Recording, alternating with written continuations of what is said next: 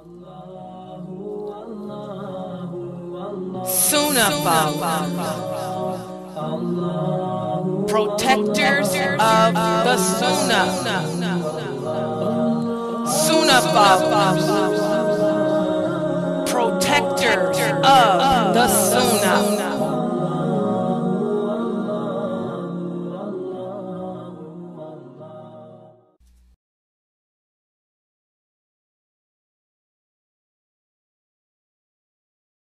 Ina alhamdulillah wa salat wa salamallah wa rasulullah.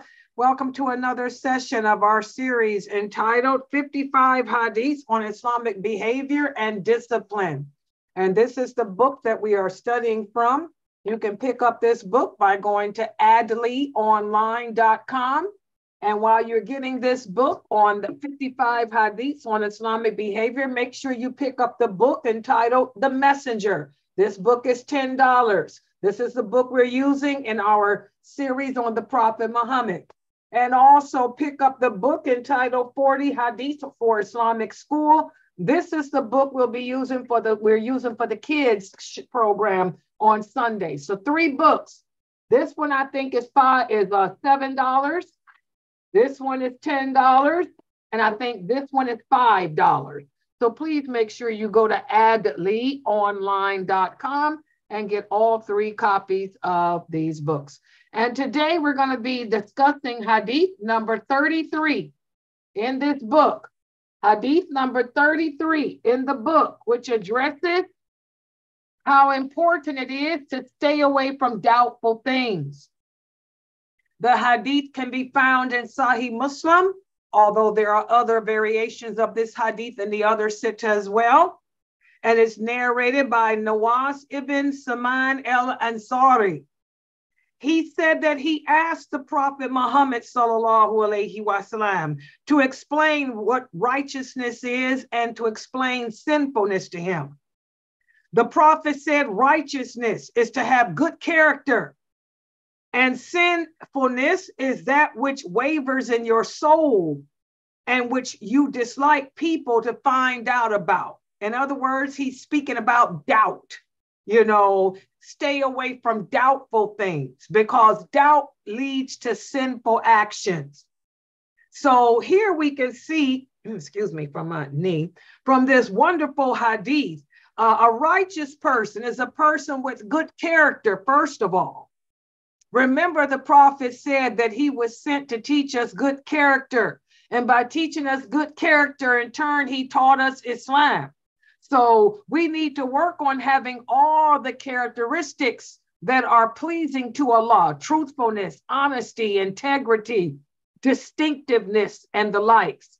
And also stay away from those things that are doubtful, things that we are unsure of, things that we don't like people to know about us, okay? So we learn from this hadith that Islam teaches us to have good akhlaq. And what is good akhlaq? That means good manners and to have good moral sensibilities.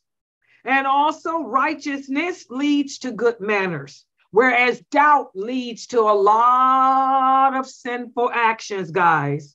So what do you guys think about this hadith? How does this hadith impact you in your personal life? Who would like to start us off? Take the microphone, please. Assalamu alaikum. This is a good hadith. Really, it teaches me to, if I'm not sure about something, check it out before I go to running my mouth about it, because doubt leads to hurt. Well, I really can't hurt nobody here. They'll hurt themselves by whatever it is that they feeling that I'm doing. But basically, I don't want no misunderstanding. So check myself before I go to running off at my mouth. If I'm not sure about something, keep my mouth closed. Basically, that's what it says to me. And that's important because a lot of us find ourselves in trouble because we were so quick to talk about things that we weren't sure of. That's like she said, investigate first. Like just something that's simple on Facebook. Somebody sends you an email and you share it. Do you know what they sent you in that email was true or not? SubhanAllah, because if it was slanderish, guess what? You're part of that sin. You know, if it's doubtful, that's why the prophet said doubtfulness leads to sin. You don't know if what that email says is true or not. So it's a doubtful situation. It can end up harming someone. It can end up harming you. So you should have stayed away from it. Good job, Fresno. Anyone else would like to share? How does this hadith impact anyone else? Oh, my goodness. Go ahead, Fatima. Yes, assalamu alaikum. Only thing I say, it's a short something. I say, when in doubt, do without. So if you're in doubt about anything, just don't even mention it. Just stay away from it, and you're better off that way than to bring it out and start fitna or start an argument or anything in that nature. Or lead to sin. Like for example, you're grocery shopping and you buy something and you don't know if the ingredients are lawful or not. Just put it back and get something that you know is lawful. Because again, that's another example how a lot of times we fall into sin doing things that we didn't know, but we could have avoided doing those things because there were other alternatives. Take the alternative that you know is safe rather than plunge into something that could lead to sin. Good job. Go ahead, Sister Zarina. Yeah, subhanAllah, I just reflect back on, past things that I felt doubt, and I just felt like I get anxiety, and it's like I feel like it's a mercy from Allah or like a warning to just stay away from something if I don't feel comfortable about it because I'm doubtful if it's okay. And I just feel like nowadays I'm real quick to just avoid things if I'm doubtful about it, period. Because sometimes you don't have time to do research on it right at that moment. So you say, okay, I'm leaving it alone and get information about it. And then if it's okay, then good. But generally, most of the time I have doubt about something. It's usually wrong, and I just don't want to have that sin on me. So I just avoid doubtful things, period. Exactly. That's just a simple solution. That's an example of a person that has control over their soul. She has trained her soul, to stay away from that which is doubtful. And that's something that all of us should have been working on all year. Remember, during last Ramadan, we talked about training the soul.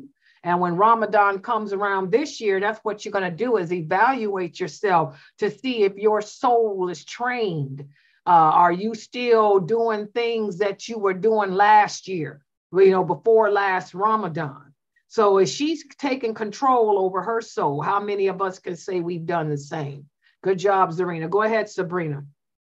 I agree that, I feel that doubt can be this is a very detrimental in many ways because, I have had the experience of people who have been in the Muslim community for many, many, many years. And they're still, every once in a while, you may hear one of them say, why do we have to do this? Or why are we supposed to do that? And these are things that Allah wa ta'ala has said that we are supposed to do. There should be no doubt. We should accept what Allah decrees because Allah has the wisdom. We don't always know, but we can accept that if Allah said don't do it, it must be a reason why. Allah has made laws to protect us. And I have had people say, well, I don't understand why we have to do this, or why don't we have to do that? And I'm surprised sometimes because these are Muslims that have been in the Muslim community for maybe 20 years, and they're still questioning Allah. And that's something to worry about. That's for them, and they should be warned when you try to warn them about this. You can sometimes really tell that they're not listening. They're not listening. Believe me, they're not always listening. You can tell by the expression on the face, or if you pursue this with them, it could lead to anger and arguments or So it's best for us personally to just let it go because they're not listening, and hope that inshallah it will come to them, because it's really sad. Yeah, another example, guys, of what she's talking about is this big innovation that is happening right now as we speak. Muslims around the world celebrating a so-called birthday of the Prophet Muhammad sallallahu alaihi wasallam. Pathetic. I never thought that I'd live to see the day, and that's how I know that I probably ain't gonna be living much longer, where people would innovate this badly in our religion. The prophet said the time would come. He said, when he spoke about our generation, he said, there will the people after you. He was talking about the companions. The people after you, you don't know what they will do. They will introduce into this religion of ours things that Allah did not sanction, things that I warned you not to do. They will do to me what they did to my brother Jesus. They will take my day and make it something to make me out to be more than what I am. He said, I am nothing but a messenger sent to you. That's it. I am nothing more. And the companions were like, what are you talking about? He's talking about this birthday crap. That's what he was talking about. We don't celebrate birthdays. This is not the way of the Muslims. This is not our minhaj. This is not our way. How did this introduce? Somebody asked. Just today, someone asked me on the website, Layla, where did it come from? Well, it hit America. Now, first of all, there's no such thing as an Islamic calendar. Don't you understand? There's no such thing as an Islamic calendar. A calendar keeps time. It has nothing to do with worshiping the Lord. Okay, the Prophet Muhammad did not have a so-called Islamic calendar. He calculated the night, the day of the week, the month, the same way the Romans did, the same way the Persians did, the same way everyone did. He didn't live to walk to a different drum. Okay, this is something that Umar did during his caliphate. He decided to start the day from their migration, but that's not religious. That has nothing to do with worship. Okay. So anyway, now we have this so-called Islamic calendar. And on this so-called Islamic calendar, they put two celebrations that the Prophet Muhammad warned against, that no companion or any of the Tabi'een ever did, which is a birthday for the Prophet Muhammad and celebrating his ascension to the heaven. Shame on you, Muslim innovators. How did it begin? It began in the Asiatic world. When people in the Asiatic world converted to Islam, just like when the Vikings converted to Christianity. Let me tell you about the history of Christmas trees. When the Vikings converted to Christianity, they told the people, they told those men, my mother's family, the Geetones. Yeah, I did my DNA. My mother's side of the family is a bloody side. Viking. I'm 30% Viking. That's why my skin's so pale. Arabs are part of the black race. I know you don't like to hear that, but it's the truth. I gave y'all the history from the Quran of how the Arabs originated from Yemen, Saba. My pale skin is from the Vikings. Those are the real Caucasians, my mother's side. When the Vikings converted to Christianity, they said, we'll become Christians, but we worship the evergreen tree. The Christians said, well, if you convert, You can keep your celebration of the Christmas tree. We'll just bring it in and call it a tree that we decorate. Well, the same way that the Vikings converted to Christianity and brought their gods, they also used to worship the bunny rabbit. They brought that in too for that other holiday. The same thing happened in the Asiatic part of the world. When the people in the Asiatic part of the world converted into Islam, they were living amongst the Jews. Let me make, the Christians. Let me tell you which tribes brought it in. Get angry at me. The tribe from Saba that left to Syria. They are known as the Ghassans. Those were the Arabs that left Yemen. That was the tribe of Saba, Sheba, that went to Syria. They were the Ghassans. Okay? Most of them converted to Christianity. Okay? But others remained upon the true Islam. And some of the people that were, Syria was part of Mesopotamia back then. Some of the people who were Christians, by the way, decided to convert to the way of the Sabians. Hello. So they said, we'll convert to your way of life, but we're going to miss the fact that we celebrated Christmas. So since we can't celebrate Christmas, let us celebrate Maulid. Let us celebrate Muhammad's birth. So that's how long ago this has been going on. This has been going on for centuries. It just hasn't crossed all the way over the world like it has until today. Now it's on the so-called Islamic calendar, and Muslims all over the world, in Africa, by the way. Why so many countries in Africa? Common sense.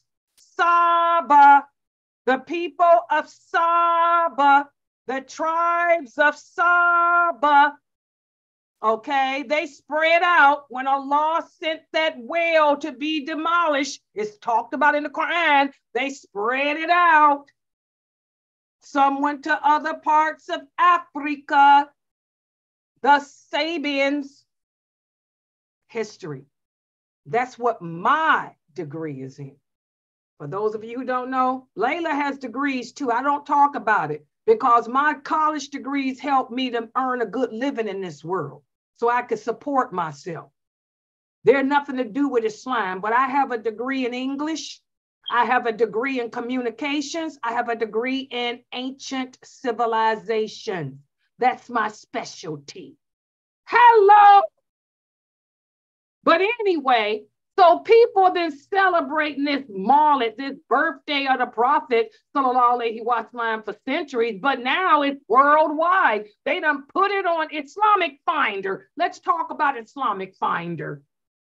Everybody goes to IslamicFinder.com to look up the times of prayers. IslamicFinder.com, they're the ones that got this Muslim calendar, and it's marked as a birthday celebration all over the world.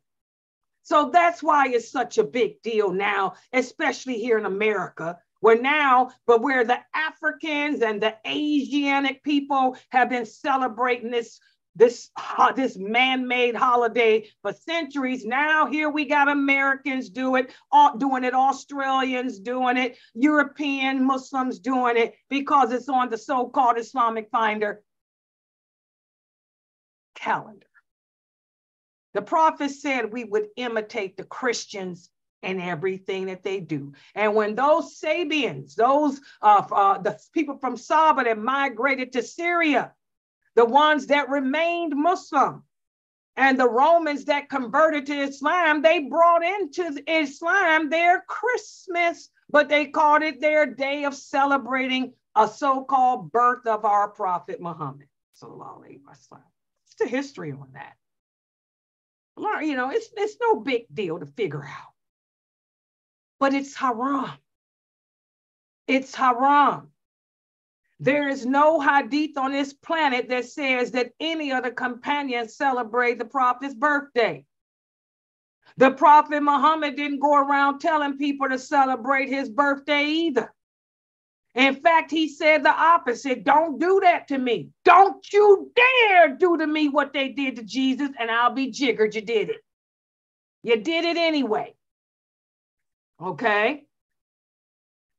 So that's where it came from. But there's a lot of people that walk around now, since it's on the so-called Islamic calendar. Sister Layla, I just picked up an Islamic calendar from the store. I didn't know that we can celebrate birthdays. So is there really, the Prophet Muhammad's birthday is in the month of October for real? That's something that's doubtful. Since you don't know where it came from and if it's lawful, what should you do? Stay away from it.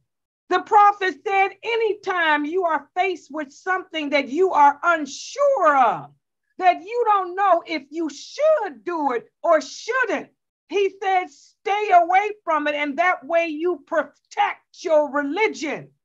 It's when you look around and see what the people doing and say, well, I'll just go ahead just in case it's okay. That's when you fall into sin. So this hadith applies to these doubtful Muslims today here in America, because you bought you a calendar and it's got on there, thanks to IslamicFinder.com, you know, that there's a birthday for the prophet this month. What they got, is it next week or this week? I don't know. It's one of these weeks. That's what they made up, like the Christians made up for Jesus. You don't know if you should do it or not, then follow this hadith. Don't fall into that which can destroy your religion. Stay away from that which you don't know and just do what you do know. Just had to make that comment about the doubtful. Go ahead, Latifah. Didn't want to take y'all off topic, but I had to mention that. Go ahead, Latifah. All right. Mine was just going to be kind of quick and short, but this hadith, what it puts me in the mind of, it makes me think about doubt leading to weakness in your faith.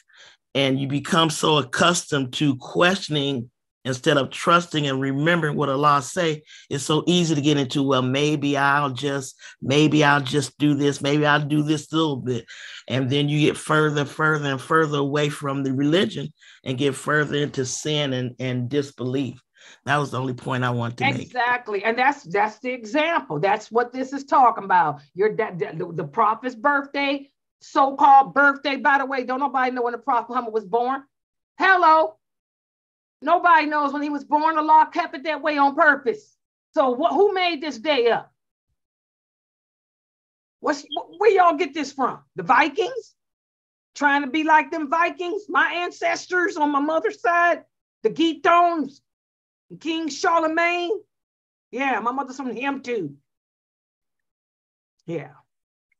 You know, stay away from that doubtful crap, guys, and just practice this religion the way you know it's supposed to be practiced. Anything that, like the prophet said in this hadith, anything that you're unsure of, anything that you would be ashamed of, stay away from it.